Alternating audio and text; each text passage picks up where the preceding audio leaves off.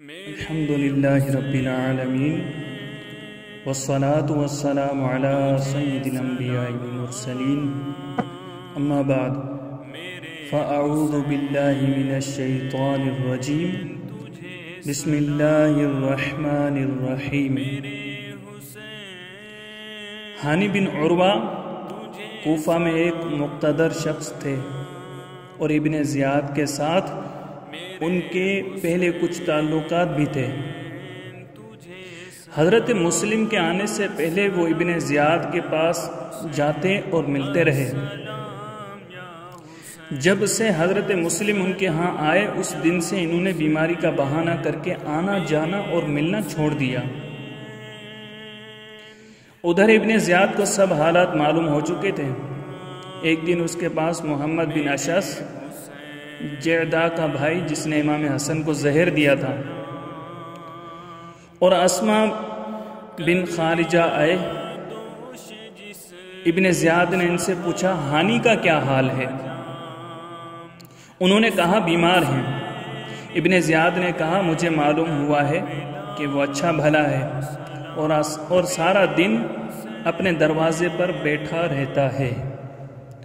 تم جاؤ اور اس سے کہو کہ اطاعت اور ملاقات دونوں ضروری ہیں، انہیں ترک نہ کرے۔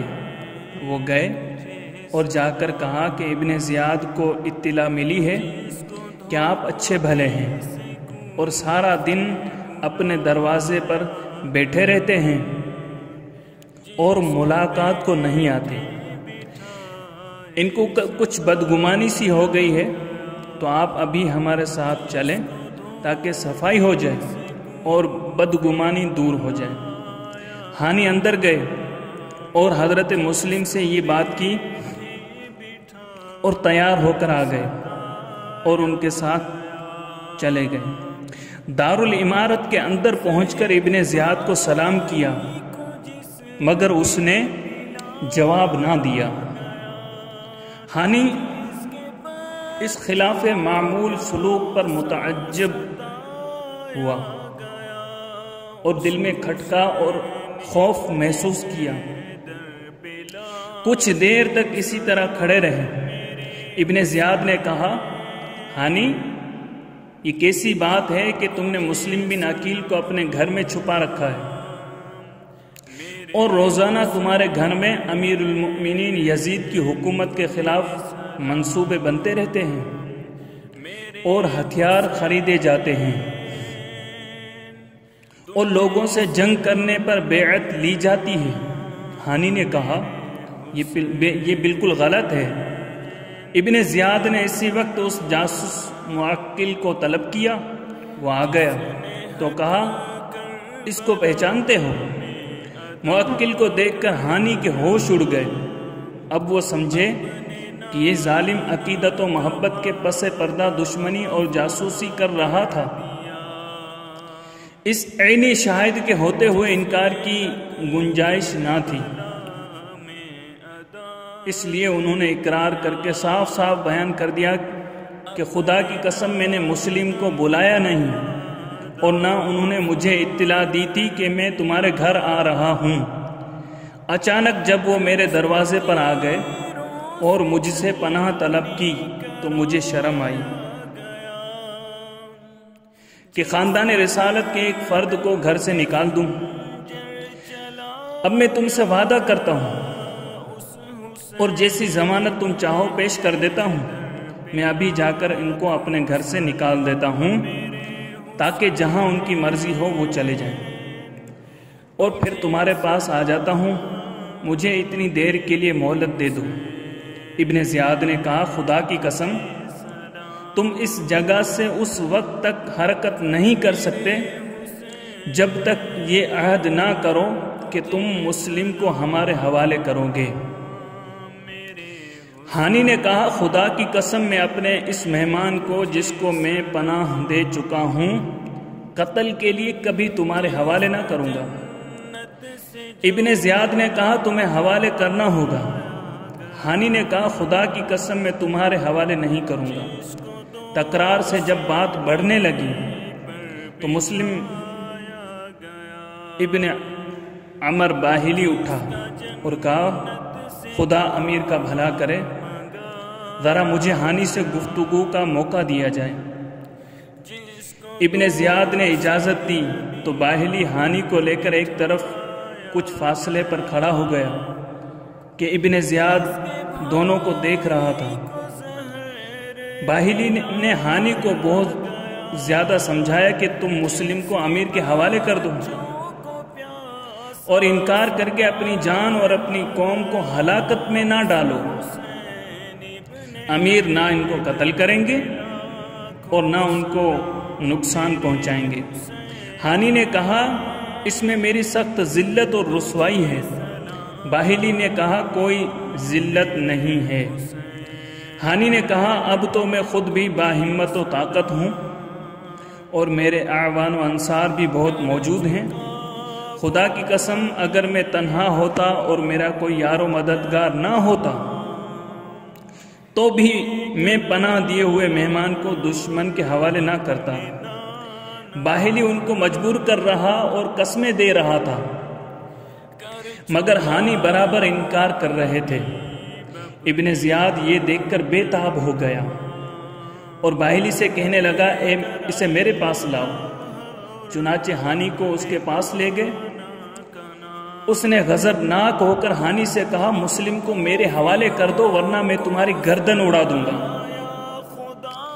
ہانی نے کہا پھر تو تمہارے ارد گرد بھی چمکتی ہوئی تلواریں ہوں گی۔ ہانی کو یقین تھا کہ اس کا قبیلہ ضرور اس کی مدد کو نکلے گا۔ یہ سن کر ابن زیاد نے ہانی کے منہ پر پے در پہ ڈنڈے مارے کہ ہانی کی ناک ٹوٹ گئی اور ابرو کی ہڈی ٹوٹ گئی اور کپڑے خون سے لت پت ہو گئے۔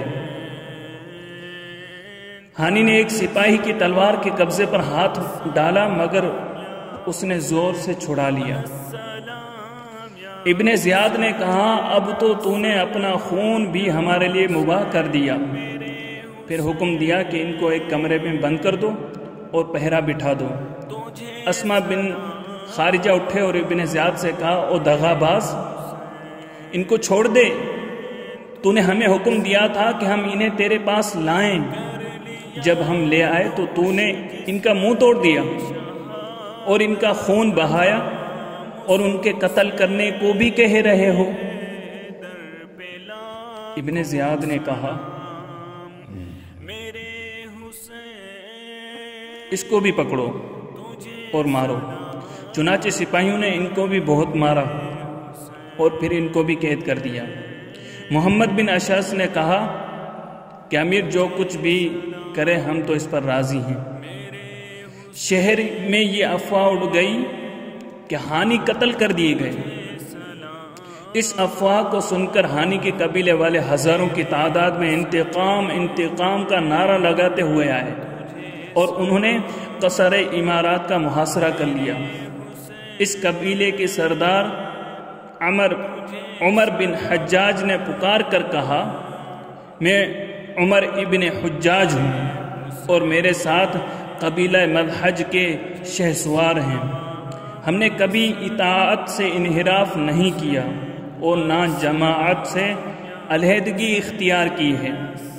پھر ہمارے سردار کو قتل کر دیا گیا ہے، ہم انتقام لیں گے۔ سب نے پھر انتقام کے نعرے بلند کر دیے۔ ابن زیاد اس نازک صورت کو دیکھ کر بہت گھبرایا۔ اس نے قاضی شریع سے کہا آپ ہانی کو اپنی آنکھوں سے پہلے دیکھ لیں اور پھر ہانی کے قبیلے والوں سے کہہ دیں کہ وہ زندہ ہے اور قتل کی افواہ غلط ہے۔ قاضی صاحب ہانی کو دیکھنے گئے۔ ہانی اپنے قبیلے کے لوگوں کا شور و ہنگامہ سن رہے تھے۔ انہوں نے قاضی صاحب کو دیکھ کر کہا یہ آوازیں میرے قبیلے کے لوگوں کی ہیں، آپ ان سے میرا حال بتا کر صرف اتنا کہہ دیں کہ اگر 10 آدمی بھی اس وقت اندر آ جائیں تو میں چھوٹ سکتا ہوں۔ اس وقت بھی ان کا خون بہہ رہا تھا۔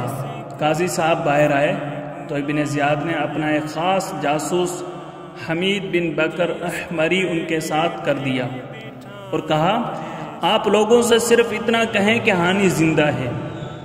قاضی صاحب فرماتے ہیں خدا کی قسم اگر وہ جاسوس میرے ساتھ نہ ہوتا تو میں ہانی کا پیغام ضرور ان کے قبیلے تک پہنچا دیتا۔ غرض قاضی صاحب نے لوگوں کے سامنے آ کر کہا کہ ہانی زندہ ہے، اس کے قتل کی خبر جو تم تک پہنچی ہے وہ غلط ہے۔ قاضی صاحب کی شہادت سن کر ان لوگوں نے کہا اگر وہ قتل نہیں کیے گئے تو خدا کا شکر ہے، اور سب منتشر ہو گئے۔ ادھر حضرت مسلم نے عبداللہ بن حازم کو قصر امارات کی طرف بھیجا کہ جاؤ دیکھ کر آؤ ہانی پر کیا گزری۔ انہوں نے جا کر حالات معلوم کیے اور حضرت مسلم کو آ کر بتایا کہ ابن زیاد نے ہانی کو مار مار کے زخمی کر دیا ہے اور اب وہ قید میں ہیں۔ ہانی کے قبیلے کی عورتیں اس وقت فریاد و واویلا کر رہی تھیں۔ حضرت مسلم نے عبداللہ بن حازم سے کہا یا منصور امت پکار کر اپنے مددگاروں کو جمع کرو۔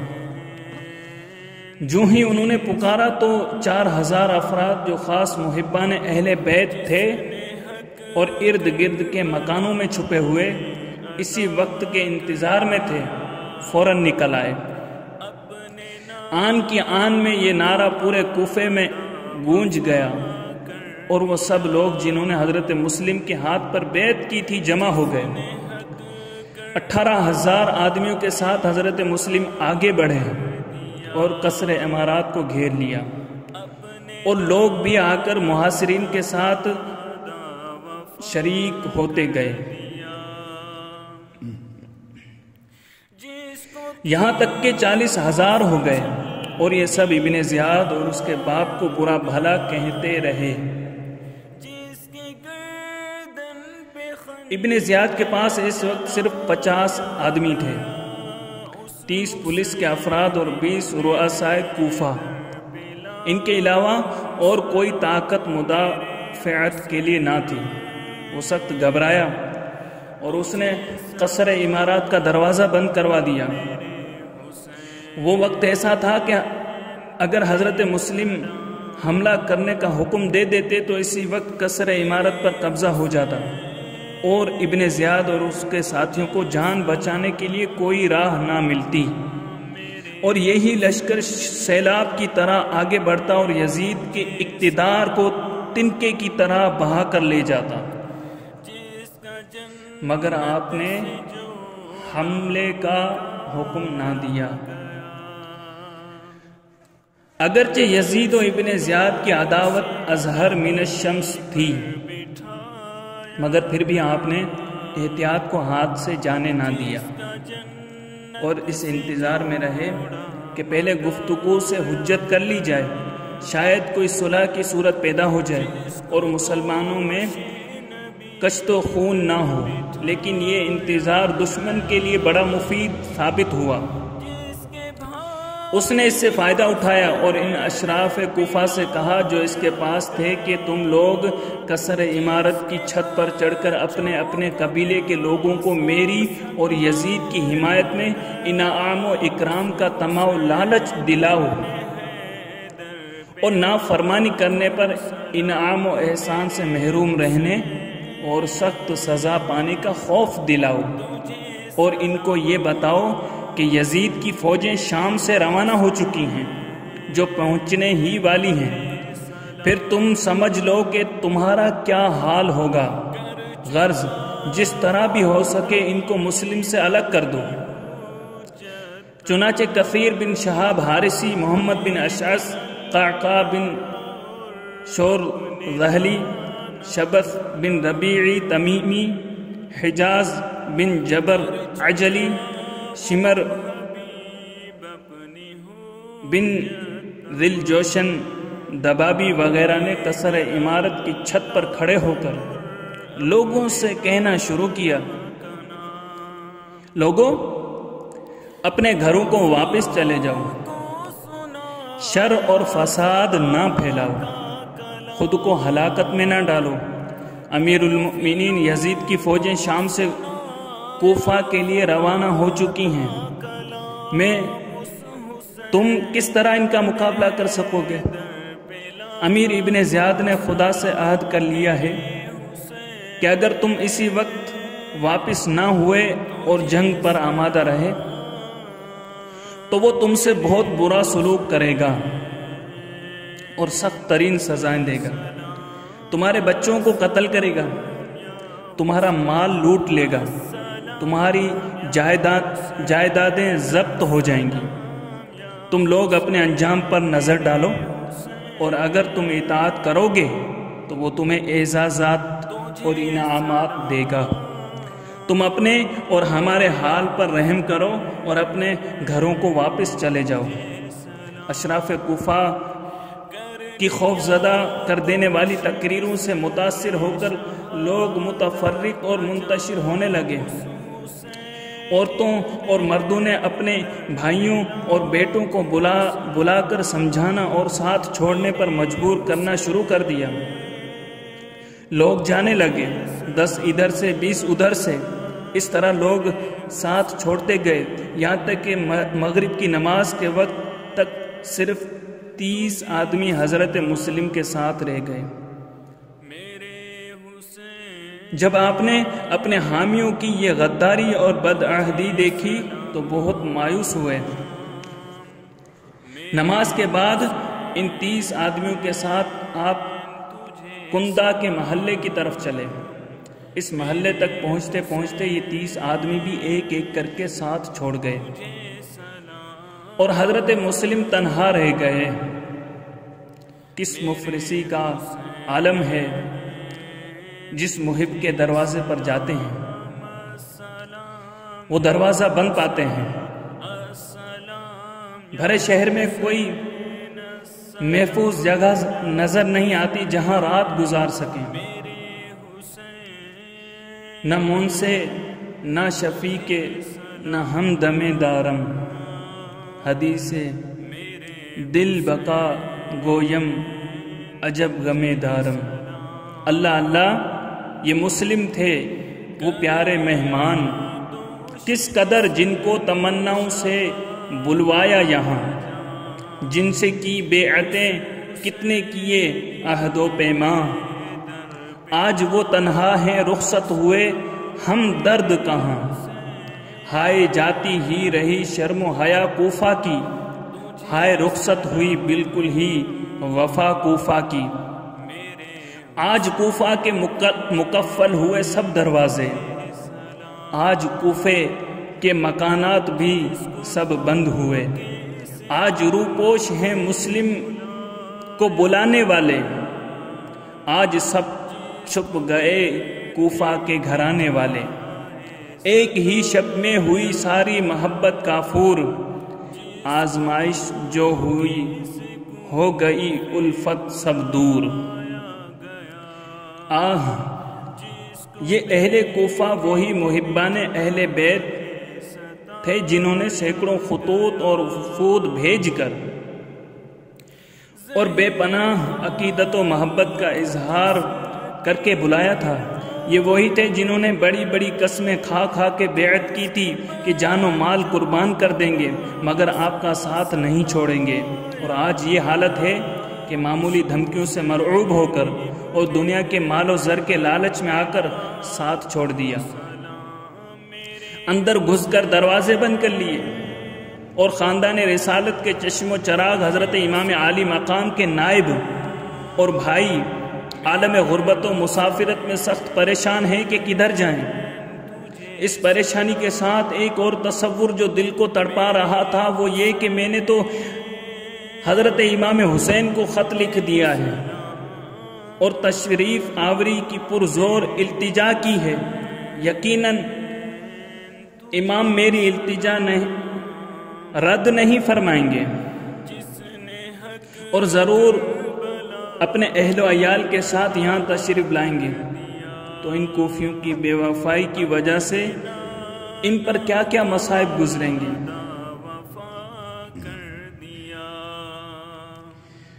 غم یہی حضرت مسلم کو بہت کافی تھا، اتنے میں آ گئے یاد ان کو امام الشہداء۔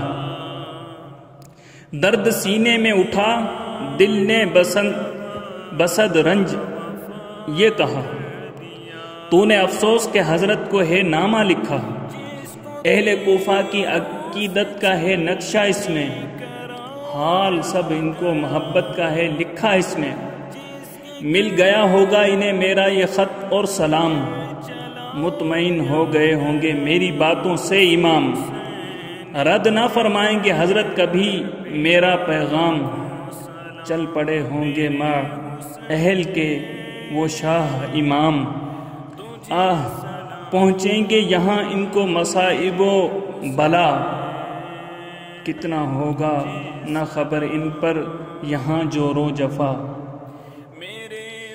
حضرت مسلم ان تصورات میں کھوئے ہوئے انتہائی پریشانی کے عالم میں تھے کہ ایک عورت طوعہ نامی اپنے مکان کے دروازے پر بیٹھی نظر آئی۔ وہ اپنے بیٹے کے انتظار میں تھی۔ آپ نے اس سے پانی مانگا، اس نے پانی لا کر دیا، آپ نے پیا۔ وہ برتن اندر رکھ کر پھر باہر آئی تو آپ کو وہیں بیٹھے پا کر کہا، اللہ کے بندے کیا تو نے پانی نہیں پی لیا؟ آپ نے فرمایا ہاں پی لیا ہے۔ کہنے لگی تو اب اپنے گھر جاؤ۔ آپ خاموش رہے۔ اس نے 3 بار یہی کہا، پھر آپ خاموش رہے تو اس نے کہا، آپ کا رات کے وقت میرے دروازے پر بیٹھنا مناسب نہیں، میں کہتی ہوں اپنے گھر جاؤ۔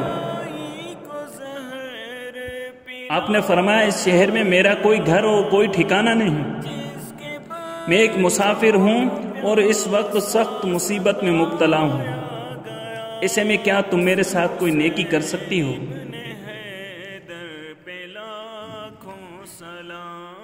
شاید میں کسی وقت اس کا بدلہ دے سکوں، ورنہ اللہ تعالیٰ اور اس کا رسول صلی اللہ علیہ وسلم تمہیں اس کا اجر دیں گے۔ اس نے کہا کس قسم کی نیکی؟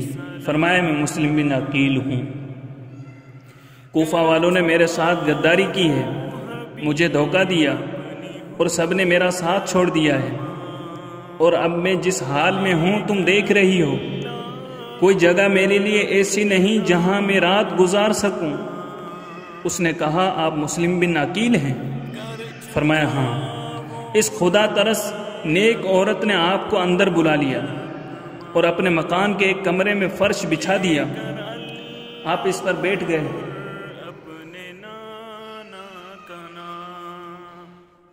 اور اس نے کھانا پیش کیا، آپ نے کھانا نہیں کھایا اور اس کو دعائیں دی۔ ادھر جب ابن زیاد کو معلوم ہوا کہ تمام اہل کوفہ مسلم کا ساتھ چھوڑ گئے اور اب کوئی ان کے ساتھ نہیں رہا، تو اس نے اعلان کیا کہ جس نے مسلم کو اپنے گھر میں پناہ دی اس کے لیے امان نہیں، اور جو ان کو گرفتار کر کے لائے گا یا گرفتار کرائے اسے انعام دیا جائے گا۔ اس اعلان کے بعد اس نے رئیس الشرط IG پولیس حسین بن نمیر کو حکم دیا کہ شہر کی ناکہ بندی کر کے گلی کوچوں میں آدمی مقرر کر دو اور گھر گھر کی تلاشی لو، اور خبردار یہ شخص مسلم کسی راستے اور کسی طریقے سے بھی جانے نہ پائے۔ اگر یہ شخص کسی طرح نکل گیا اور تم اس کو گرفتار کر کے میرے پاس نہ لائے تو تمہاری بھی خیر نہیں۔ ادھر کچھ دیر کے بعد اس عورت کا وہ لڑکا جس کی وہ منتظر تھی آ گیا۔ جب اس نے اپنی ماں کو بار بار اس کمرے میں آتے جاتے دیکھا تو سبب پوچھا۔ بڑھیا نے پہلے تو چھپایا، لیکن جب بیٹے نے بہت زیادہ اصرار کیا تو رازداری کا عہد و پیمان لے کر بتا دیا۔ یہ لڑکا شرابی اور آوارہ قسم کا تھا۔ ابن زیاد کے اس اعلان پر وہ ظالم لڑکا دل ہی دل میں خوش ہو رہا تھا، اور حصول انعام کا لالچ اس کے دل میں ایسا پیدا ہوا کہ رات کاٹنی مشکل ہو گئی۔ صبح ہوتے ہی وہ گھر سے نکلا اور جا کر عبد الرحمن بن محمد بن اشعث کے پاس گیا۔ ابن اشعث ابن زیاد کے پاس قصر عمارت میں تھا۔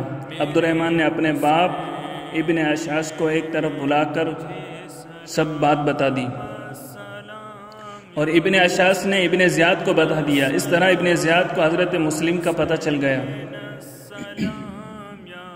ابن زیاد نے اسی وقت ابن اشعث سے کہا کہ ابھی جاؤ اور مسلم کو گرفتار کر کے میرے پاس لاؤ، اور عمر بن عبید اللہ بن عباس سلمی کو بنو قیس کے 70 یا 80 آدمی دے کر اس کے ہمراہ کر دیا۔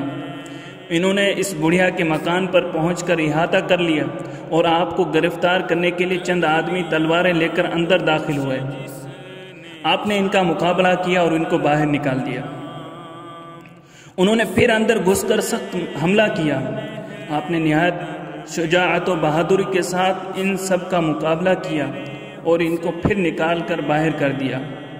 اس طرح آپ ان سب کا ڈٹ کر مقابلہ کر رہے تھے، یہاں تک کہ ان کے بہت سے آدمی زخمی ہو گئے۔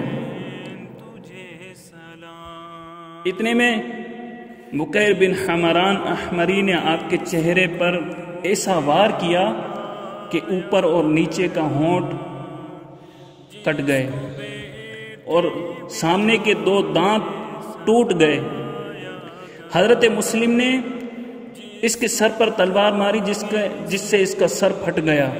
دوسرا وار اس کے کندھے پر ایسا کیا کہ آپ کی تلوار اس کے سینے تک اتر گئی۔ جب ان لوگوں نے آپ کی شجاعت و بہادری کا عالم دیکھا تو آپ کی تلوار خون خوار اور ضرب حیدری سے بچنے کے لیے کچھ تو باہر بھاگ گئے اور کچھ مکان کی چھت پر چڑھ کر اوپر سے آپ پر سنگ باری کرنے اور لکڑیاں جلا جلا کر پھینکنے لگے۔ جب آپ نے ان کی یہ بزدلانہ طرز لڑائی دیکھی تو تلوار لیے ہوئے مکان سے باہر گلی میں آ گئے اور ان لوگوں سے لڑنے لگے جو باہر تھے۔ سرے میدان عجب جوش جہاد مرد میدان تھا، جلال ہاشمی زور ید اللہ نمایاں تھا۔ بڑا خنجر بکف جب یہ برادر زادائے حیدر، مقابل چند ساعت بھی نہ ٹھہری فوج غارت گر۔ دکھائی بزدلوں نے پیٹھ ہوئے مفرور آگے سے، لپک کر بکر بن حمران نے یک بار پیچھے سے کیا تلوار کا ایک وار اس شدت سے چہرے پر، کٹا جبڑا گرے 2 دانت فوراً ٹوٹ کر باہر۔ سنان و تیگ سے ٹکڑے اڑائے نامرادوں کے، دکھایا جوش حق چھکے چھڑائے بد نہادوں کے۔ محمد بن اشعث نے جب آپ کی شجاعت اور اپنے ساتھیوں کی بزدلی و کمزوری دیکھی تو پرفریب چال چلی اور آگے بڑھ کر کہنے لگے کہ اکیلے کب تک مقابلہ کرو گے؟ خواہ مخواہ اپنے آپ کو ہلاکت میں نہ ڈالو۔ سنو، آپ کے لیے امان ہے۔ ہم لوگ آپ کے ساتھ لڑنے کے لیے نہیں آئے تھے اور نہ یہ چاہتے ہیں کہ آپس میں تلوار چلے۔ مقصد صرف یہ ہے کہ آپ ابن زیاد کے پاس تشریف لے چلیں تاکہ گفتگو کے ذریعے معاملہ طے ہو جائے۔ مگر آپ یہ اشعار پڑھتے ہوئے برابر آگے بڑھتے جا رہے تھے۔ میں نے قسم کھائی ہے کہ سوائے شریف اور آزاد کے کسی کو قتل نہ کروں گا، اگرچہ میں دیکھتا ہوں موت کو ایک سخت نامرعوب چیز۔ ہر شخص کو ایک نہ ایک دن ضرور سختی و مصیبت کا سامنا کرنا پڑتا ہے، اور ٹھنڈا میٹھا گرم و تلخ سے ضرور مخلوط ہوتا ہے۔ جب آفتاب کی چمکتی ہوئی شعاع جیسی حقیقت کو رد کیا گیا ہے، پھر ثابت رہنا کیسے ہو سکتا ہے؟ مجھے اندیشہ ہے کہ مجھ سے جھوٹ کہا جائے گا یا مجھے دھوکہ دیا جائے گا۔ ابن اشعث نے یقین دلایا کہ آپ کے ساتھ نہ کوئی جھوٹ بولے گا، نہ دھوکہ فریب کرے گا، نہ کوئی آپ کو مارے گا اور نہ قتل کرے گا۔ یہ سب آپ کی برادری کے لوگ ہیں۔ حضرت مسلم لڑتے لڑتے زخموں سے چور چور ہو چکے تھے اور مزید مقابلے کی طاقت باقی نہ رہی تھی، اس لیے اس مکان کی دیوار سے ٹیک لگا کر کھڑے ہو گئے۔ اور فرمایا میرا ارادہ بھی جنگ نہیں، جب میرے ساتھ 40,000 تھے اور ہم نے دارالعمارت کا محاصرہ کیا ہوا تھا، اس وقت بھی میں نے جنگ نہیں کی اور اس انتظار میں رہا کہ گفتگو کے ذریعے مصالحت کی کوئی شکل پیدا ہو جائے اور خون ریزی نہ ہو۔ ابن اشعث نے قریب آ کر کہا آپ کے لیے امان ہے۔ فرمایا میرے لیے امان ہے۔ ابن اشعث اور سب نے کہا آپ کے لیے امان ہے، لیکن عمر بن عبید اللہ سلمی نے اس سے اتفاق نہ کیا۔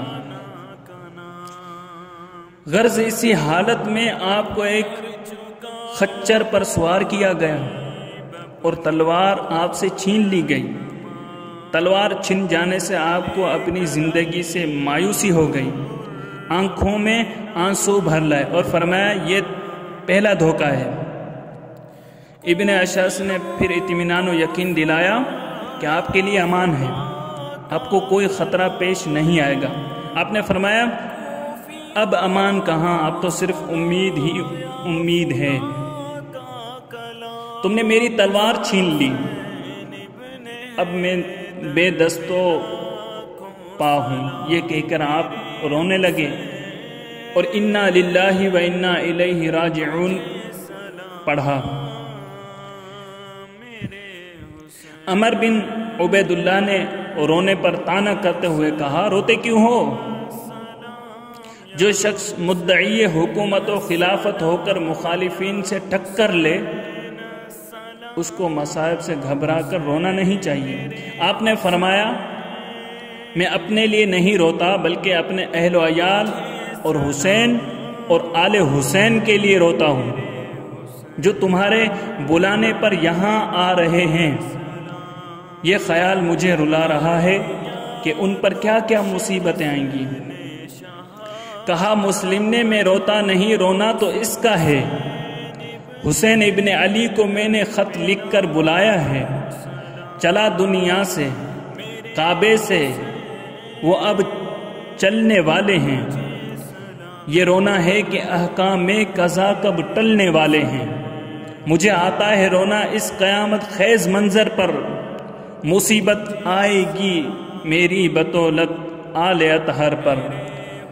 آپ نے محمد بن اشعث سے کہا کہ میں دیکھتا ہوں کہ تھوڑی دیر کے بعد تم اپنی دی ہوئی امان کو پورا کرنے میں عاجز ہو جاؤ گے۔ بہرحال ہمارے ساتھ اتنا سلوک تو کرو کہ کسی طرح حضرت امام علی مقام امام حسین کے پاس میرے یہ حالات اور پیغام بھیج دو کہ محبان اہل کوفہ نے میرے ساتھ غداری و دھوکہ کیا ہے۔ یہ وہی اہل کوفہ ہیں جن سے چھٹکارا حاصل کرنے کے لیے آپ کے والد ماجد موت یا قتل کے آرزو کرتے تھے۔ یہ جھوٹے ہیں، ان کے پاس ہرگز نہ آئیں بلکہ اپنے اہل و عیال کے ساتھ واپس چلے جائیں۔ ابن اشعث نے کہا خدا کی قسم میں ضرور ایسا کروں گا۔ چنانچہ اس نے یہ وعدہ پورا کیا۔ ابن اشعث حضرت مسلم کو لیے ہوئے قصر عمارت کے پاس پہنچا، آپ کو دروازے کے پاس چھوڑ کر خود اندر گیا اور ابن زیاد سے سارا حال بیان کیا اور کہا کہ میں نے ان کو امان دی ہے۔ ابن زیاد نے کہا تم امان دینے والے کون ہو؟ میں نے تمہیں صرف گرفتار کرنے کے لیے بھیجا تھا، امان دینے کے لیے نہیں۔ ابن اشعث دم بخود ہو گیا۔ حضرت مسلم بہت پیاسے تھے۔ آپ نے قصر عمارت کے دروازے پر ٹھنڈے پانی کا ایک گھڑا دیکھ کر فرمایا مجھے اس میں سے پانی پلا دو۔ مسلم ابن عمر باہلی نے کہا دیکھتے ہو کیسا ٹھنڈا پانی ہے، مگر خدا کی قسم تمہیں اس میں سے ایک بوند بھی نہیں دیں گے۔ اب تو تمہاری قسمت میں جہنم کا کھولتا ہوا پانی ہی ہے۔ آپ نے فرمایا تو کون ہے؟ اس نے کہا میں وہ ہوں جس نے حق کو پہچانا جبکہ تم نے اسے ترک کر دیا۔ میں وہ ہوں جس نے امت مسلمہ اور امام کی خیر خواہی کی جبکہ تم نے نافرمانی اور سرکشی معاذ اللہ۔ میں مسلم بن عمر باہلی ہوں۔ آپ نے فرمایا خدا کرے تیری ماں تجھے روئے۔ تو کیسا ظالم اور سنگ دل ہے، اے باہلا کے بچے، تم مجھ سے زیادہ نار جہیم کا مستحق ہے۔ عمارہ بن عقبہ کو آپ کی حالت پر ترس آیا، اس نے اپنے غلام کو بھیجا، وہ ٹھنڈے پانی کے ایک مٹکی اور کٹورا لایا، کٹورا بھر کر آپ کو دیا۔ جو ہی آپ نے اس کو منہ لگایا، اس میں آپ کے منہ سے خون گرا اور وہ سارا پانی خون ہو گیا۔ غلام نے دوسری مرتبہ کٹورا بھر کر دیا، وہ بھی خون سے بھر گیا۔ تیسری مرتبہ پھر دیا، جب پینے لگے تو سامنے کے دو دانت مبارک جو منہ میں اٹکے ہوئے تھے وہ کٹورے میں آ گرے۔ آپ نے فرمایا، الحمدللہ، میرے مقدر میں اب دنیا کا پانی نہیں۔ اس کے بعد آپ کو اسی تشنہ لبی کی حالت میں، جبکہ آپ کا منہ اور کپڑے خون میں لت پت تھے، ابن زیاد کے پاس لے گئے۔ آپ نے قاعدے کے مطابق اس کو سلام نہ کیا۔ ایک سپاہی بولا، کیا تم امیر کو سلام نہیں کرتے؟ فرمایا، اگر امیر مجھے قتل کرنا چاہتا ہے تو پھر اس پر میرا سلام نہیں، اور اگر قتل کا ارادہ نہیں تو پھر اس پر بہت سے سلام ہوں گے۔ ابن زیاد نے کہا، بلا شبہ میں تمہیں ضرور قتل کروں گا۔ فرمایا، واقعی؟ ابن زیاد نے کہا، ہاں۔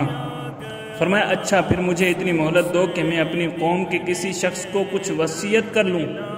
کہا، ہاں، کر لو۔ آپ نے عمر بن سعد سے فرمایا، میرے تمہارے درمیان قرابت ہے، اس لیے میں تم سے تخلیہ میں کچھ کہنا چاہتا ہوں۔ ابن سعد نے انکار کر دیا۔ ابن زیاد نے ابن سعد سے کہا، تمہیں اپنے ابن عم کی بات سننے سے انکار نہیں کرنا چاہیے۔ ابن سعد اٹھ کر آپ کے ساتھ ایک طرف چلا گیا۔ آپ نے فرمایا، میں نے کوفے میں فلاں شخص سے 700 درہم قرض لے کر اپنی ضرورتوں میں صرف کیے ہیں، وہ قرض ادا کر دینا اور میرے قتل ہونے کے بعد میری لاش کو دفن کر دینا، اور حضرت حسین کے پاس کسی شخص کو بھیج دینا جو ان کو راستے سے واپس کر دے۔ ابن سعد نے ابن زیاد سے ان وصیتوں کے بارے میں پوچھا۔ ابن زیاد نے کہا، جو وصیت قرض سے متعلق ہے اس میں تمہیں اختیار ہے، جیسا چاہو کرو۔ حسین کے متعلق یہ ہے کہ اگر وہ یہاں نہیں آئیں گے تو ہم بھی ان کا پیچھا نہیں کریں گے، اور اگر وہ یہاں آئے تو پھر ہم انہیں نہیں چھوڑیں گے۔